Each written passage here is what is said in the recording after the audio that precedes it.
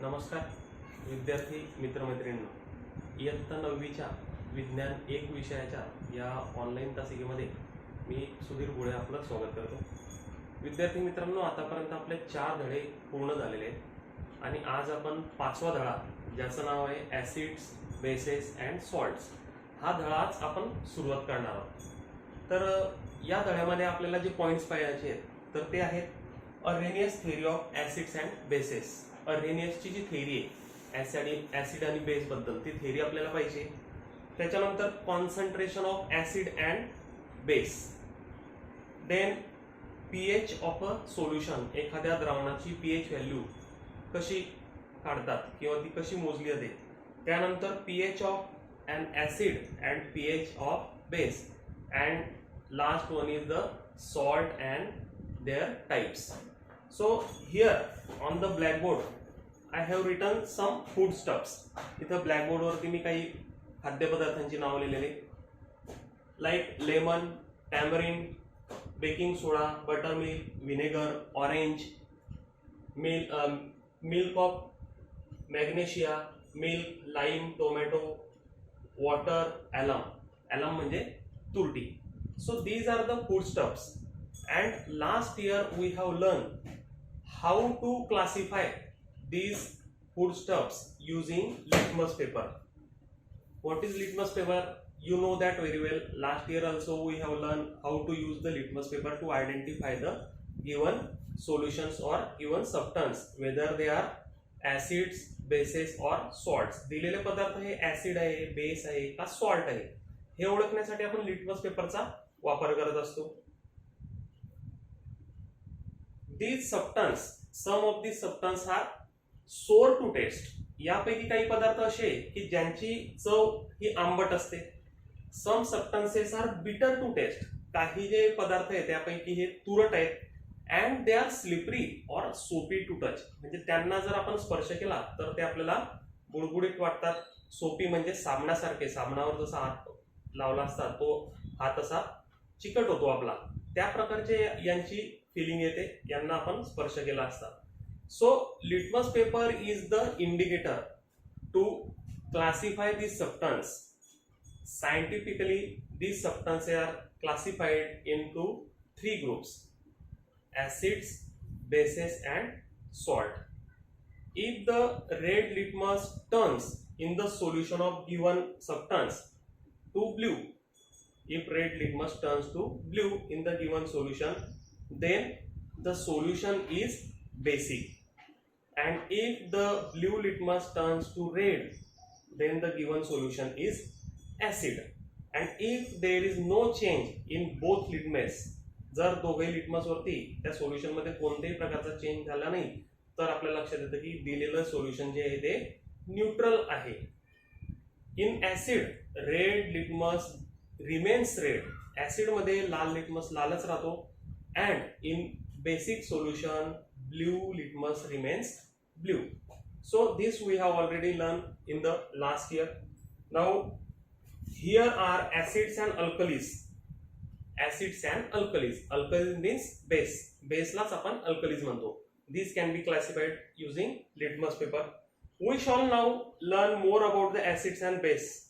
But let us first review what the molecules of compound are made up of. Here in your textbook one table is given, and in this table some molecules or some compounds are given, and you have to ask to identify their basic radical, acidic radical and the types of compounds.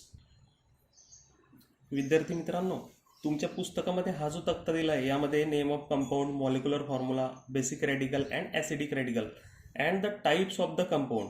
Here first example is given hydrochloric acid. In this hydrochloric acid the basic radical is H+ and the acidic radical is Cl-. As the H+ basic radical is present in the given compound, it is acid. The type of that compound is acid. So in this way, hydrochloric acid, then nitric acid, hydrogen bromide, hydrogen sulfuric acid, these are the basic radicals present in the given compounds. So all these are acids. So as the basic radical is H plus, so these compounds are acids. The type of this compound is acid due to the H plus ion present in these compounds. Next compounds are sodium hydroxide, potassium hydroxide, calcium hydroxide and ammonium hydroxide. In these compounds, the acidic radical present is OH minus. So due to this OH minus acidic radical, these compounds are basic in nature, therefore the type of that compound is base. This H plus gives acidic property these compounds, and this OH minus ion gives basic property to these compounds. So that is why H plus present in these compounds are acid and OH minus present in that compounds are basic. Here we have more compounds where there is no H plus basic radical or OH minus acidic radical present. There is a other radicals are present. Therefore these compounds are neutral in nature because there is no H plus or no OH minus ion present in them. So therefore they are neutral. So in this way the some compounds are seen to have H plus as the basic radical in their molecules. Therefore these are all called as the acid, and some compounds are seen to have OH minus ion as the acidic radical in their molecule. Therefore these all compounds are bases. Those ionic compounds which have basic radical other than H plus and an acidic radical other than OH minus ion are called salts because they are neutral. Therefore these all are called as the salts. Our next topic is ionic compounds. Recapitulations म्हणजे त्याला आपण पुनरावलोकन असं म्हणतो. The molecules of ionic compounds has two constituents. कोणत्याही मॉलिक्युलमध्ये दोन प्रकारचे कन्स्टिट्युएंट असतात. They are namely as cation, that is positive ion, or it is also called as the basic radical, and the another constituent is anion, which is negative ion, or it is also called as the acidic radical. There is a force of attraction between these ions as they are oppositely charged. या दोघही ions पैकी एक positive असतो आणि एक negative असतो, म्हणजेच त्यांचे जे चार्ज असतो त्यांच्यावरती तो एकमेकांच्या ऑपोजिट असतो.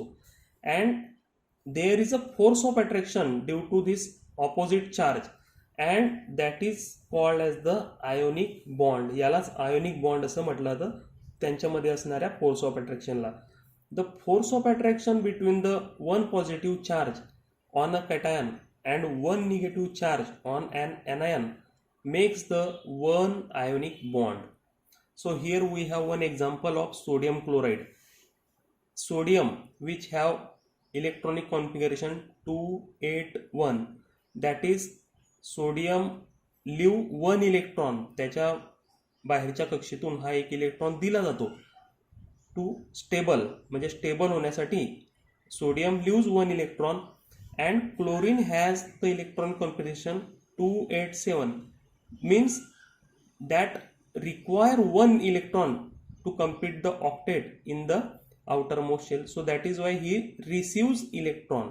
So in this way the ionic bond is done between sodium which is positively charged and chlorine which is negatively charged.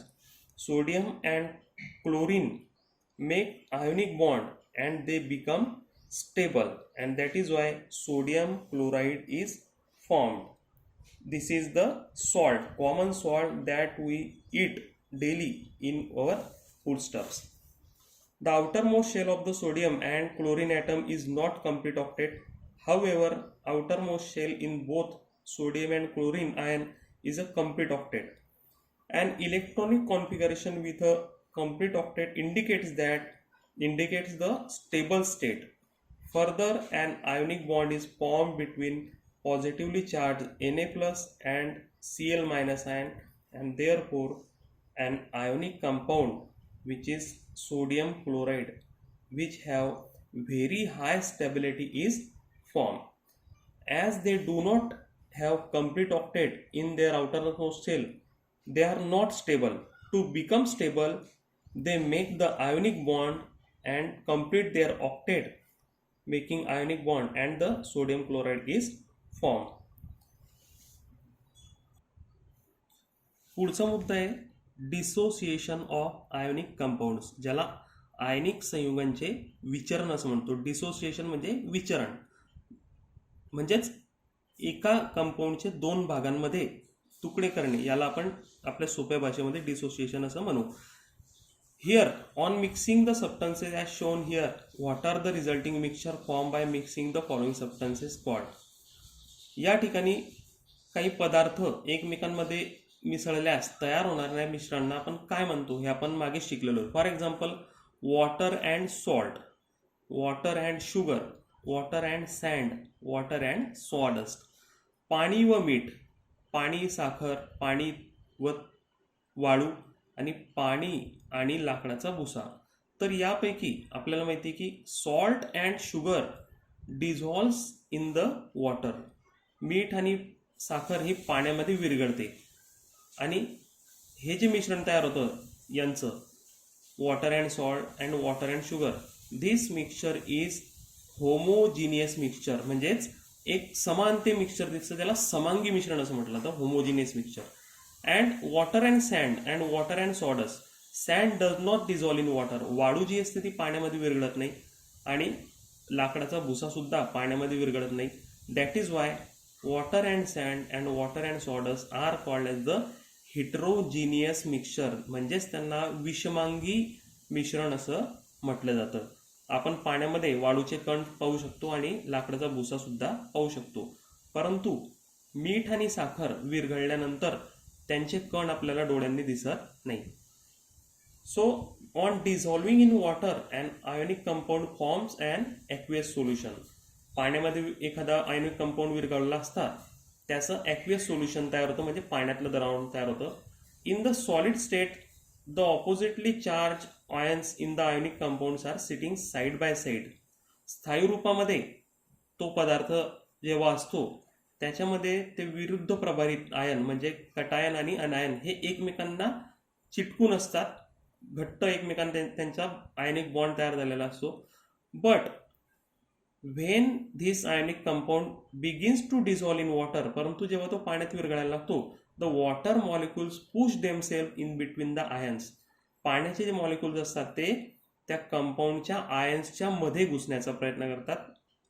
And they separate the ions present in that compound and they separate them from each other. So that is so to say an ionic compound dissociates while forming an aqueous solution. Let us see this using one example which is given, the figure is given on page number 60. या ठिकाणी या आकृतीमध्ये दाखवलेलं आहे की salt in solid state before dissolving, पाण्यामध्ये विरघळायच्या आधी हे जे मीठ आहे ज्याला आपण सोडियम क्लोराईड म्हणतो हे पाण्यामध्ये टाकलेलं आहे. In solid state the sodium and chlorine are attach with the ionic bonds and they are closely side by side, ते एकमेकांना घट्ट चिपकून आहे.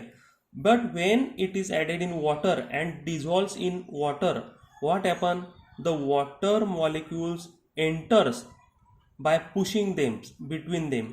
हे पाण्याचे जे मॉलिक्युल्स असतात हे सोडियम आणि क्लोरीनच्या मध्ये घुसतात आणि त्यांना वेगवेगळं करतात.